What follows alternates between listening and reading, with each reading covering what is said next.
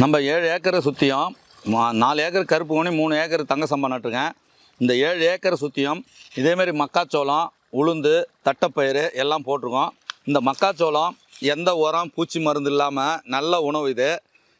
இந்த மக்காச்சோளம் விளைஞ்சி போச்சு, இன்றைக்கி வெவிச்சியும் சாப்பிட்டாச்சு. இப்போ கொல்லையிலையும் சாப்பிட்டோம். எந்த அளவுக்கு இருக்குது பாருங்கள், மணி நல்லா இருக்குது, எந்த கெமிக்கலும் இல்லாதது. இந்த சோளத்தில் வேணால் தயாரிக்கும் போது இருந்துருக்கலாம்.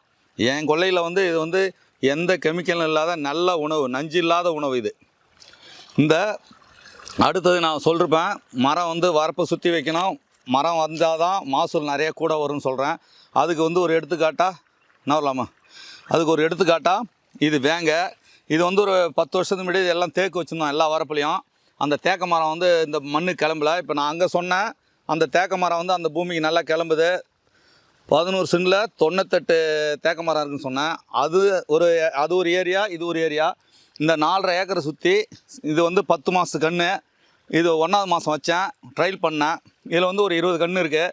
இந்த 20 கன்று கிளம்பின உடனே இப்போ என்ன செஞ்சேன், இப்போ இது 3 மாதத்து கன்று இங்காண்ட இருக்கிறது. இந்த வேங்க தழை வேந்தால் கொல்லைக்கு நல்ல பாடு கிடைக்கும், நல்லா இருக்குங்கிறதுனால இப்போ ஃபுல்லும் வேங்க வச்சுருக்கேன். இது ஃபுல்லும் இதில் கயாவும் வச்சுருக்கேன். இது 10 மாதத்து மரம், இது 3 மாதத்து கன்று. இந்தமாரி 100 கன்று இப்போ இந்த கொல்லையை சுற்றி இருக்குது வேங்க. இந்த ஏரியாவில் 100 வேங்க இருக்குது.